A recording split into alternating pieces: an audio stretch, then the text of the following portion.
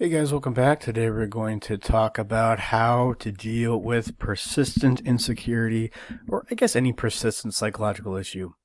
You have this feeling like you have this issue and you're working on it, but you're just lugging it behind. And it just feels a little bit too heavy and maybe, like, how do you take the tension out of this? How do you take the tension out of your psychological issue? Or how do you get at those aspects of this psychological issue that you've been working on? In this case, we're going to talk about insecurity or inadequacy.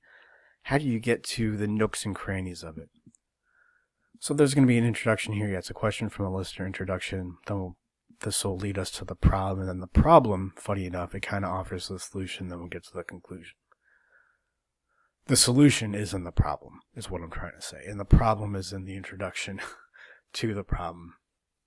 So, got a question from a listener: how to deal with persistent insecurity or inadequacy? Do you just learn to tolerate it more and more and get your physiology used to it? Yeah, that's true, but I think it's interesting that you use the terminology, use the word tolerate, that you just tolerate it. Like it's something that you ultimately can't like, or it's something that you just can't deal with. And we talk about physiology here. I'm a workout bro. Of course, that's one reason why I use workout analogy, but also it's not even an analogy how similar the growth process is in working out with the growth process of getting, psychological, healthy, emotional recovery. It's the same process. It's about training your neurology to deal with more and more stress. When you go from a 225-pound squat to a 315-pound squat, yes, your muscles get bigger, but it's really your neurology, training your neurology to handle more tension. Your muscles won't get bigger without that. It's kind of a chicken and egg thing, but your brain is a body, and your body is a brain. These are one and the same thing, and that's what dealing with stresses. That's dealing with psychological stresses, training your neurology. But why is it fun? When your muscles are sore, why is that fun? But why do you have to tolerate psychological growth? I don't know. Anyways, he continues. So how do you deal with this? Do you grow a stronger boundary to replace it, the insecurity or inadequacy? And then the inadequacy just goes away? Or is there something else? So here he implies that maybe the inadequacy is a boundary issue, which it is. Yeah, we'll get to it in this next question. Are these two processes, the boundary and the inadequacy, are they linked? And if so, how? Do we work on them separately or side by side? Yeah, this is a concept that I talk about. I do talk about it a lot, but maybe I'm not communicating well. And I think it may be just a more nebulous concept to grasp. I don't think you have to really grasp this to understand or to apply some of my other principles in psychology or therapy, but I think it's helpful. And that is, any issue we have, it could be either an anxiety, your identity, or awareness issue. The four fundamental categories, the four fundamental parts of psychology. If psychology is to have a field, we need to understand these four fundamental parts as I explain them in my book and how they interact. So yeah, inadequacy could be unmanaged anxiety, but that presents as a boundary issue. You really can't have one without the other. Let's say your wife is spending too much money. You have resources. You're spending too much resources as opposed in relation with how much you're taking in. Here it's money, but we could be talking about an emotional resource. Again, that's another false dichotomy. That the material is the spiritual, and then the spiritual is material. If your spiritual experience leaves you materially poor, whatever that means to you, then it wasn't a spiritual experience. It was a distraction. If you joined some monk outfit in the Himalayas and your bank account's at zero, I'm sorry. Maybe I'm not saying there's something wrong with that monk sector outfit, but you're not using it well. That's for sure. So your wife is spending too much money. Now, is that the problem? No, I would say that's an instance of the boundary issue caused by, could be caused by lots of things. I mean, maybe you don't want to talk with your wife about how she spends too much money because if you're honest, you're afraid, just an example, you have an abandonment issue, which is what would be one flavor of the inadequacy here. You have an abandonment issue that reflects as a boundary issue. If I'm honest about my emotions and how I feel about my wife spending, if I'm honest about that with her, then she's not going to like me. She's going to leave me. So yeah, anxiety, anger, identity, awareness, they're not four separate things, but they're just the same thing expressed in four different ways. It's like the Trinity, right? It's like the same thing expressed in three different ways, but here's the quaternity. There's four things because we, like Jung, we read Answer to Job. We get that there's this dark, catonic nature to God. And it's all about what God represents. That's the ultimate issue. So, right, your insecurity with women. Yeah, that could be repressed sexual desire, which is an anger issue. You have this healthy desire here in the form of sex, and you don't know how to express that. Okay, that's an anger issue. It could be insecurity about sex in general. That would be an anxiety issue. It could be a validation issue. You feel like you need women to respond to you in a certain way in order to feel like a valid human being. That's a boundary issue. Or it could be a lack of perspective. I mean, I wouldn't typically recommend you take this. I'd suggest you start with one of the emotions, then work to boundary, and then maybe later on you can think about your issue as a lack of awareness. But really what that is, if you have a difficult time talking with women, like you just don't have perspective on that situation. You don't see it as one of potentially 500 situations or that you could have that month. You lack perspective. So yeah, that's all true, but I think the question is really about something else because the listener continues, and here we get to the problem. The listener continues, I've avoided my intense feeling of inadequacy my entire life because I unconsciously thought it was permanent and nothing could be done. That feeling of inadequacy was me, so why live there in that state my entire life? You see what he's saying? That feeling of inadequacy was me, so why change it? This is a perfect illustration of how the problem usually isn't the problem, it's avoidance of the problem. Whatever we think the problem is. To go back to girls, you think your problem is with girls. It's not. It's your avoidance of girls or women. I guarantee you, if you have a girl problem, you can probably count the number of women you've asked out in the past 6 months on one hand. Maybe the number of women you've talked to in a normal way, face to face. You can probably count that number of conversations in the past 6 months on one hand. And it's the same thing with insecurity. Whatever you feel insecure about. It's not the insecurity that's the issue. It's you feel like you need to avoid this issue. That's the problem. Like there's a rat infestation in your basement. And you can close the door on it. You can just close the door and avoid it, but that's going to cause more problems because now, when people come over, you're not going to be able to connect with them. You're not going to be able to form a genuine relationship because you're so insecure about the rat infestation in the basement. And or are they looking at the basement door? Are they looking at the door and you're always like kind of standing by the door so they don't look in it.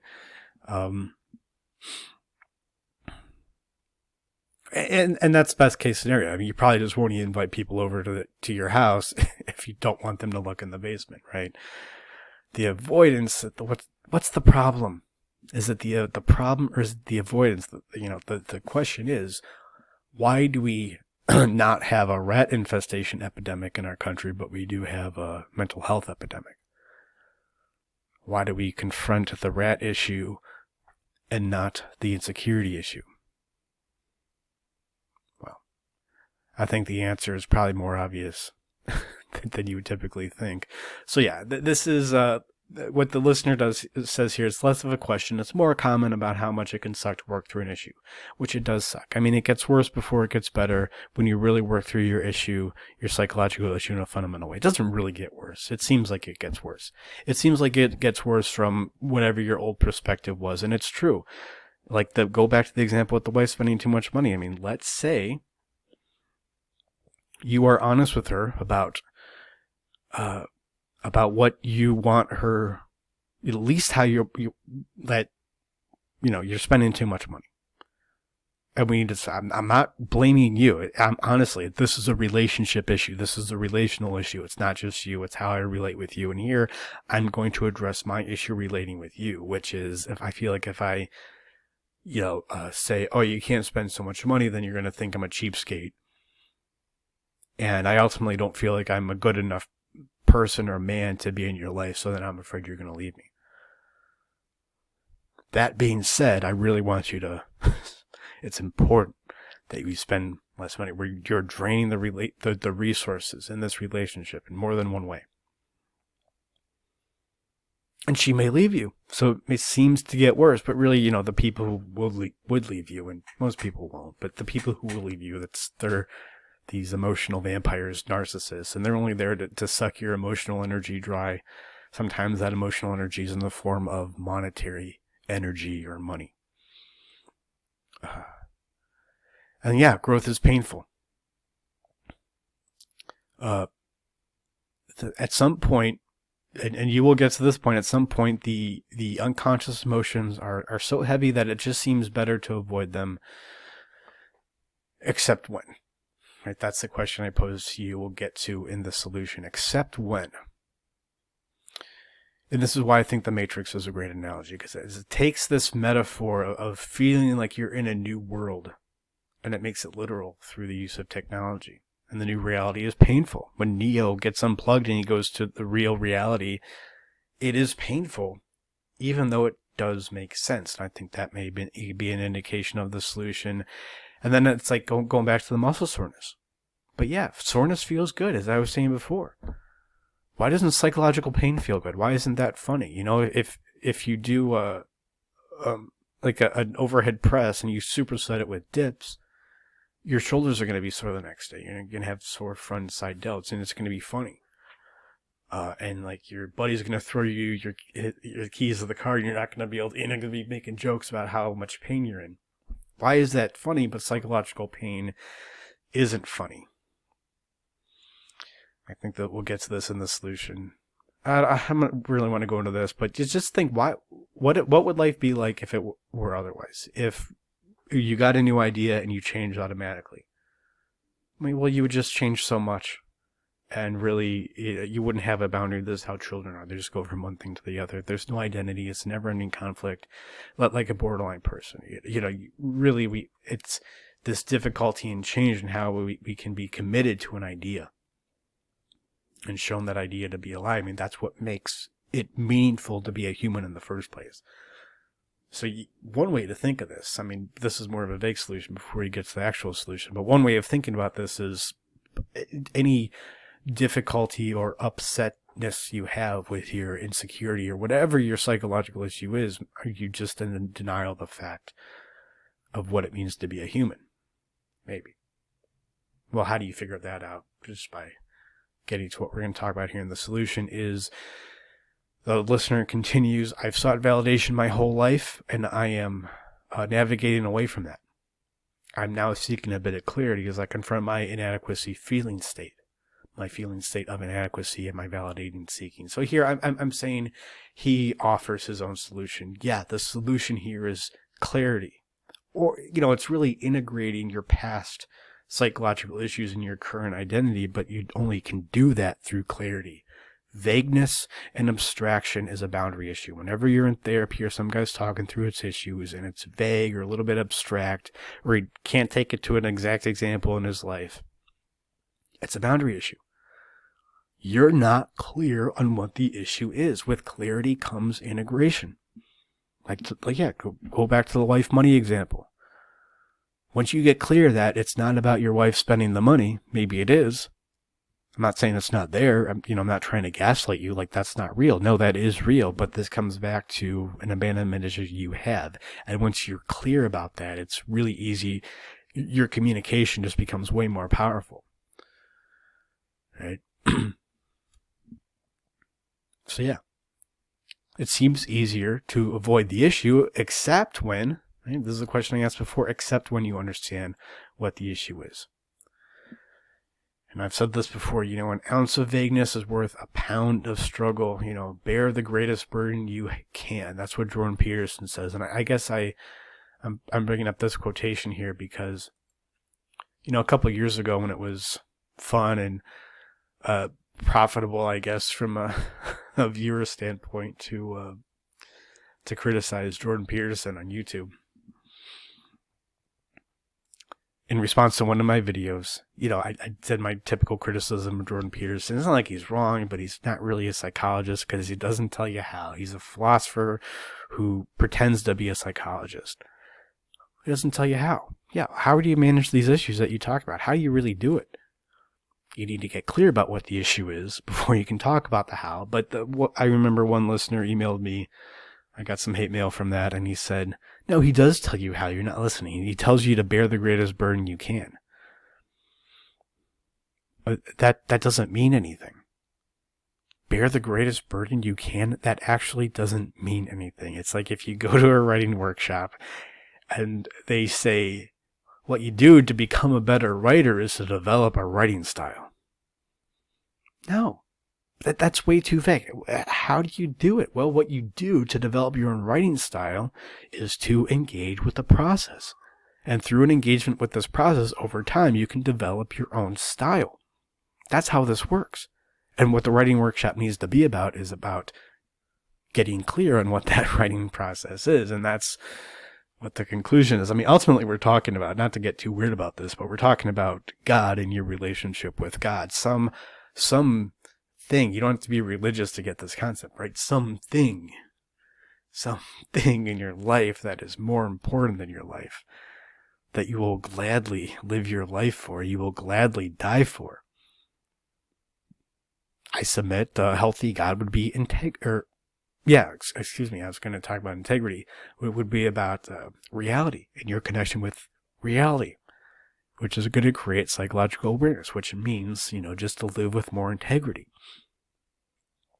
Your relationship with God can be healthy, it can be unhealthy. Is this God asking you to sacrifice values in this world that you do see for some values in another world that you can't see? Or does your God ask you to not to sacrifice, but to see that there really is no conflict in what you want? The real conflict is how you project out your own neurosis, your own psychological issue. But first, in order to do that, we need to get clear. We need to get clear about what our psychological issue is. I diagram out emotions in my book, how anxiety and anger work. And because they work in this way, we need to talk through our emotions in this certain way. And as we talk through emotions, we get clear, get ever more clear. You don't talk through your emotions once. Or apply one of the tools, we do in therapy. You don't apply it once and everything works out. You apply it once and you're 1% more clear. But it's not just 1%, right? Because it compounds. It's like compounding interest. Because the next time, with your next level of awareness, is 1% of that, right? So it just becomes more and more. And that's what we can help you with here. We do free consultations, animusempire.com/schedule. Thank you guys, and I wish you all the pain and joy that comes from getting clear about exactly what your issue is.